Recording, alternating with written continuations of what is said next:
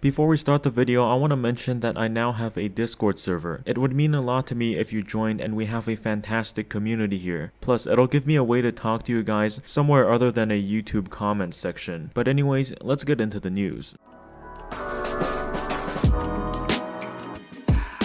So first I'm gonna go over the secret Octane buff that no one seems to have realized until this post on Reddit kind of blew up today. Then we'll go over some video footage of what the Thrillseeker event legendary skins look like for Rampart, Pathfinder, Revenant, and Gibraltar. And finally I'll go over the news for the cross progression. Now the video this person posted is over 2 minutes long, so I'll simplify and cut it down for you. So basically when Octane got buffs, the patch note says that his health regen went from 0.5 HP per second to 1 HP per second. And when Watson got the passive shield regen buff, it says that Watson's regen rate is 0.5, and it even says it's half of Octane's regen rate. So here's the test this person did. After you perform a self-res, you end up with 20 HP, which means you have 80 HP left. If you do heal at 1 HP per second, that means it'll take 80 seconds to heal all the way up to 100 HP. However, after the person self-resed, it only took 54 seconds to reach 100 HP. That means that Octane actually heals at a rate of 1.5 HP per second instead of 1. Now why did the Respawn devs say that Watson heals at half the rate of Octane? Well, maybe this is a more recent change. However, some people say that they've actually noticed this back when Octane first got his buff. So either the devs made a mistake when they were writing the Watson buff patch notes, or Octane got the secret buff more recently. Now moving on to the first person view for some of these legendary skins of the Thrillseeker event. Credit to repliscint for this footage, his link is in the description. I'll show the normal first person view and then I'll show the legends with their heirlooms, but of course Rampart doesn't have her heirloom yet. So here's Rampart's first person view. As you can see, there's not much fancy stuff, she's just wearing some simple gloves. Now moving on to Pathfinder's, this actually looks kinda cool and he has some golden knuckles there. I must say the Pathfinder, Revenant, and Gibraltar skin do look pretty cool in my opinion. Now here's Pathfinder with his heirlooms, and as you can see you can't really see much of his hands anymore, it's really only the rope that is still showing. Now moving on to Revenant, his hand looks kind of plasticky, and I'm pretty sure that's the style they're going for. I mean, his shoulders look like Pokeballs.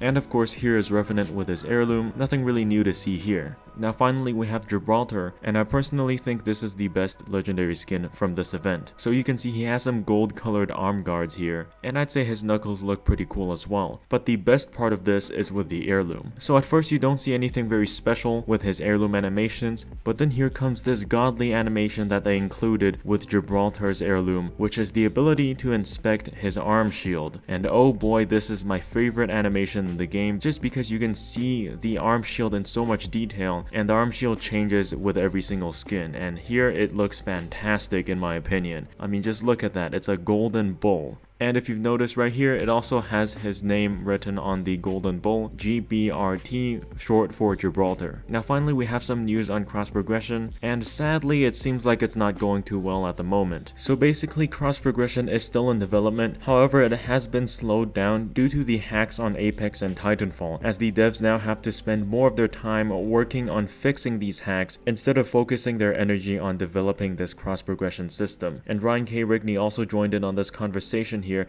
and he says it's 100% true. Cheaters and hackers are like a tax or a nerf to the game developers. Now I know some people are going to be like, well, they have so much money, why don't they just hire more devs? Well, they are actually hiring devs at the moment, but even with that added workflow, it seems they still can't keep up with the absolutely ridiculous amount of cheaters and hackers that they are in the Apex and Titanfall community. Anyways, that's all for now. I'll see you in the next video, brothers. Peace out.